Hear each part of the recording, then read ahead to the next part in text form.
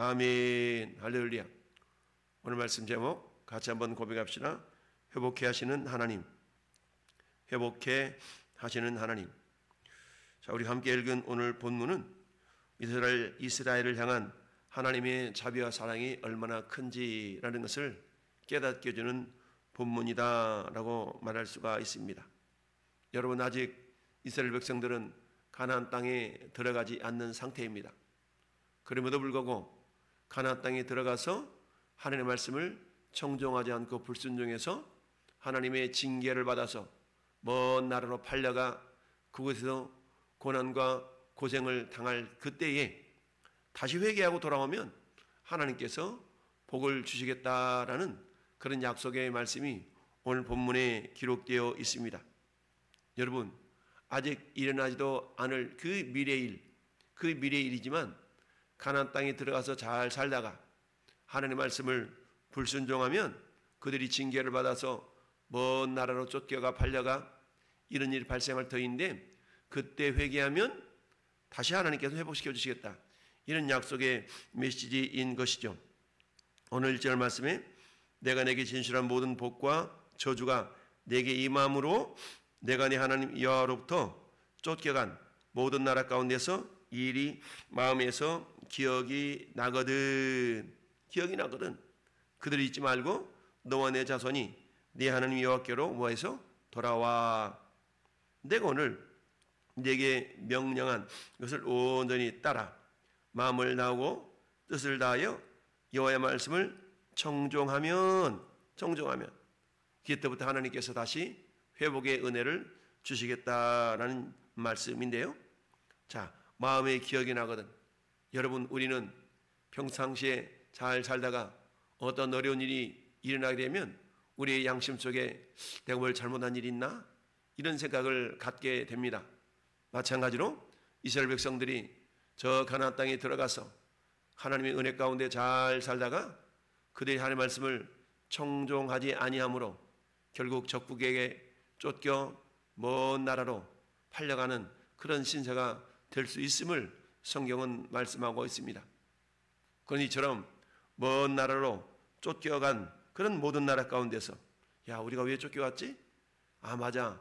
그때 하나님께서 이처럼 복과 저주를 우리에게 말씀해 주시면서 말씀을 청종할 때에 축복이 임한다 그랬는데 우리가 하나님의 말씀을 청종하지 못했나 보구나 라고 기억이 나거든, 라고 생각이 나거든.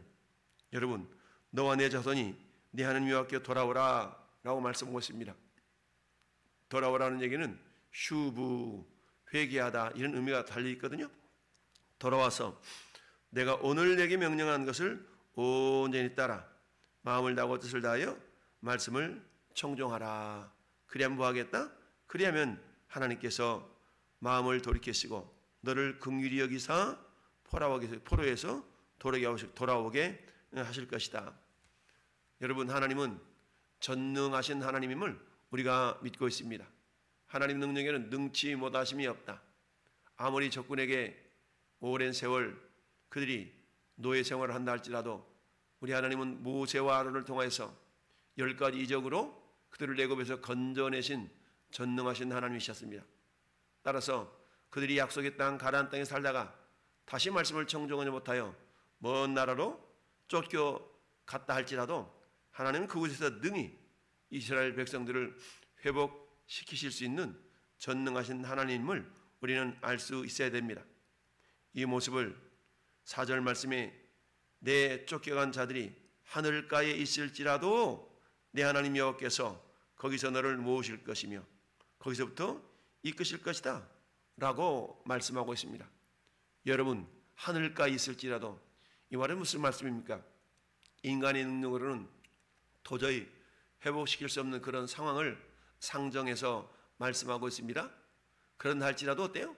하나님은 그곳에 있을지라도 건져내서 회복시키실 수 있는 전능한 하나님이시다라는 것을 말씀하고 있습니다.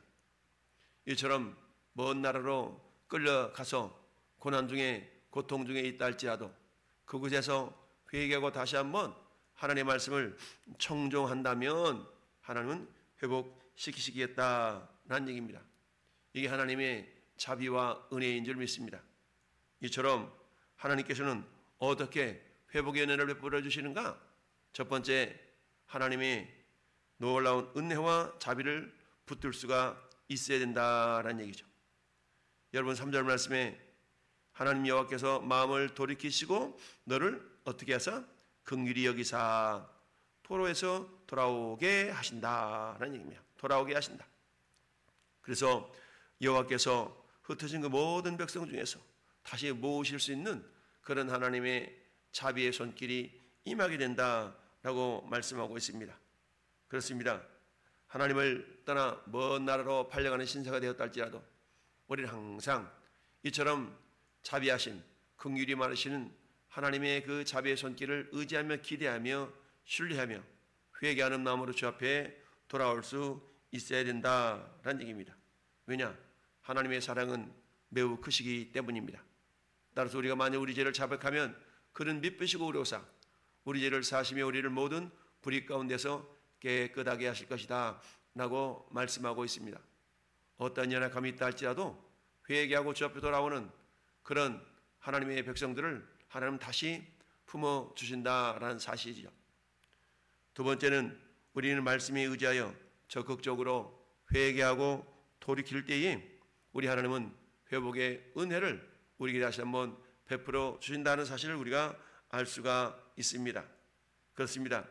여러분, 회개라는 것은 물론 우리 힘과 능력으로 되어지는 것이 아니라 철저한 하나님의 은혜에 우리가 겸손하게 순종으로 반응하는 모습을 보여줄 때에 나타날 수가 있는 것이죠. 여러분, 하나님께서는 오늘 6절 말씀에 내 하나님 여호와께서 내 마음과 내 자손의 마음에 할례를 베푸사 너로 마음을 다하여 뜻을 다하여 내 하나님 여호와를 사랑하게 하사 너로 생명을 얻게 하실 것이다 라고 말씀하고 있습니다. 여러분, 회개는 내가 하는 것 같지만 결국은 하나님의 은혜가 아니면 회개가 이루어질 수가 없습니다. 따라서 6절 말씀에 여호와께서 내 마음과 내 자손의 마음에 할례를 베풀었다. 여러분, 구약의 할례는 신약의 세례와 세례의 상징이죠. 따라서 우리 하나님은 세례를 마음에, 할례를 마음에 베푼다라고 말씀하고 있습니다. 마음은 보이지 않는 인간의 내면이죠. 이곳에 할례를 어떻게 행할 수가 있습니까? 그것은 성령의 역사하심이다라는 이야기죠. 우리 하나님은 예수 그리스도를 이 땅에 보내시고 우리 모든 죄짐을 다 담당하시고 다 이루었다 말씀하시면서 십자가에서 하나님의 공의를 만족시키셨죠. 그리고 부활하신 이후에 40일 동안 이 땅에 계시면서 공생의 사역의 모습을 다시 한번 기억하게 하시고 승천하신 이후에 성령님을 우리에게 보내주셨습니다. 따라서 마음의 할례를 행할 그런 능력은 우리의 능력이 아니라 성령의 능력입니다.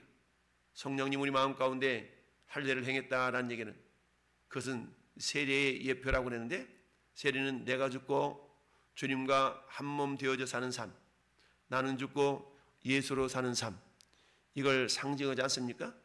내가 죽고 예수로 산다는 것은 갈라디아서 2장 20절의 말씀처럼 내가 그리스도와 함께 십자가에 못 박혔나니 그런즉 이제는 내가 사는 것이 아니요 내 안에서 그리스도께서 사신 것이라. 그런즉 이제는 내가 사는 것은 나를 위하여 자기 몸을 버리신 하나님 아들을 믿는 믿음 안에서 사는 것이다 라고 말씀하고 있습니다. 결국 성령님 우리 안에 오셔서 우리 마음을 새롭게 함으로 변화를 받아서 하나님의 선하시고 기뻐하시고 온전한 뜻을 행할 수 있도록 도와주신다라는 사실입니다. 그러나 아무리 성령님 우리 안에 역사하신다 할지라도 우리가 믿음으로 반응을 보이는 것을 우리가 하나님이 기뻐하십니다. 따라서 성령님 우리의 마음 가운데 한시도 우리를 떠나지 아니하시고 우리를 버리지 아니하시면서 우리에게 강권하고 계시죠. 따라서 우리는 내 안에 계신 성령님을 절대적으로 신뢰하시면서 우리를 회복해 하시는 그런 하나님의 은혜를 우리가 신뢰할 수 있어야 됩니다. 여러분, 그렇습니다. 하나님은 때로 우리에게 징계를 하십니다. 근데 징계는 하나님이 우리를 미워하심이 아니라 우리를 사랑하심의 또 다른 표현이다라는 사실이죠. 예레미야 29장 11절 말씀에 여호와의 말씀이니라 너희를 향한 나의 생각을 내가 하나니 평안이요 재앙이 아니니라 너희에게 미래와 희망을 주는 것이니라 라고 말씀하고 있습니다. 이처럼 하나님의 마음 예레미야 선지자를 통해서 하셨던 이 말씀 예레미야 애가에서도 주님이 그렇게 말씀하십니다. 인생으로 고생하게 하심이 본심이 아니다 라고 말씀하고 있죠. 여러분 누가복음 15장에는 탕자의 비유라는 주제로 익히 우리가 잘 알고 있는 본문이 있습니다. 아버지 유산을 먼 나라로 가서 허랑방탕 다 써버린 이 둘째 아들이 집에 돌아오자 그는 염치가 없었습니다. 그래서 어때요? 차라리 나를 종의 모습으로 나를 종 중에 한 사람으로 취급해 달라 그래야지 라고 돌아온 그 둘째 아들을 아버지는 어떻습니까? 목을 껴안고 얼굴을 맞대고 부비며 하인들을 시켜서 말합니다. 발을 씻기고 가락지를 끼우고 제일 좋은 옷을 내어다 입히고 그리고 살진 송아지를 잡아 잔치를 베풀어라 라고 말씀합니다. 이게 회개하고 돌아온 자들을 향한 하나님의 기뻐하시는 모습이다 라고 말씀할 수가 있습니다. 이처럼 하나님은 때로는 말씀에 불순종한 그런 이스라엘 백성들을 징계하시기도 하시지만 그게 하나님의 본심이 아니라 하나님은 그들이 다시금 회복하여 하나님과의 원만한 관계, 온전한 관계, 사랑의 관계를 맺기를 원하신다라는 사실입니다. 무릇 징계가 당시에는 즐거워 보이지 않고 슬퍼 보이나 후에 그로 말미암아 연단받은 자들은 의와 평강의 열매를 맺는다라는 사실입니다. 이처럼 우리가 하나님 아버지의 본심을 잘 이해할 수 있다면 우리는 때로는 인간이 내 육신과 미림에 낙하여서 범죄하였다 할지라도 다시 한번 그 말씀을 기억하면서 회개하는 삶을 살아간다면 우리 하나님은 다시 복을 주신다라는 사실을 오늘 말씀을 통하여서 약속하고 있습니다. 이처럼 회개하는 자에게 다시 한번 주신 하나님의 약속의 축복의 약속은 뭡니까? 3절 말씀에 포로에서 돌아오게 하신다.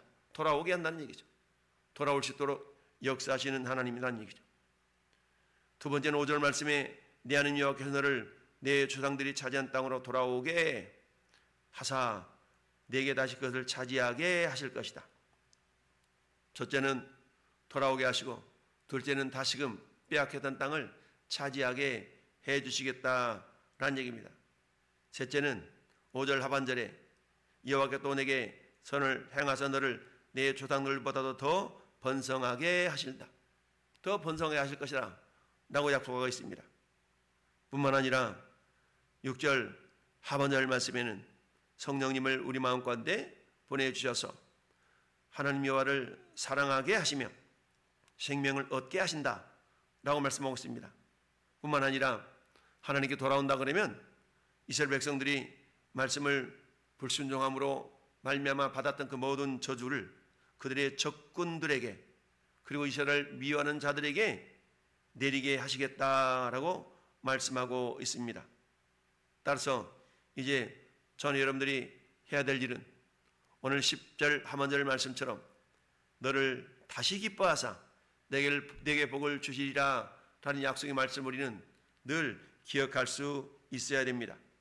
우리 하나님은 어떠한 징계 가운데 있다 할지라도 회개하고 돌이키는 자들에게는 이처럼 다시 기뻐하사 복을 주시는 하나님이신 것을 우리는 잊지 말아야 됩니다. 여러분, 솔로몬이 성전을 건축하고 하나님 앞에 기도를 드리며 예배할 때 하나님께서 솔로몬이 하셨던 약속이 있습니다. 여호와께서 솔로몬에게 나타나사 그에게 이르되 내가 이미 내 기도를 들었고 이곳을 택하여 내게 제사하는 성전을 삼았으니 혹 내가 하늘을 닫고 비를 내리지 아니하거나 혹 메뚜기들에게 토산을 먹게 하거나 혹 전염병이 내 백성 가운데서 유행하게 된다 할지라도 내 이름을 일컫는 내 백성이 그 악한 길에서 떠나 스스로 낮추고 기도하여 내 얼굴을 찾으면 내가 하늘에서 듣고 그들의 죄를 사하고 그들의 땅을 고칠지라. 뿐만 아니라 하나님은 내가 이곳에 하는 기도에 내가 눈을 들고 귀를 기울이겠다라고 말씀합니다. 여러분, 우리가 성전되어 하나님을 섬기는 자들인데 성전되어 하나님을 섬기는 자들의 기도에 하나님이 귀를 기울이시겠다라고 약속하고 있습니다.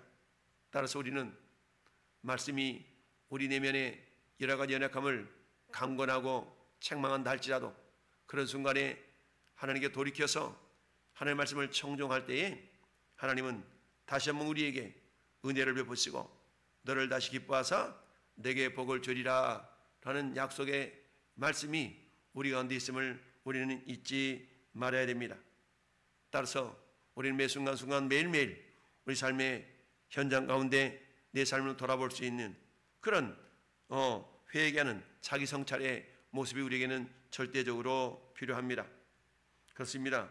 우리 자신의 삶을 이렇게 돌아봐서 말씀과 어긋나는 모든 생각과 말과 행동들이 있거든요.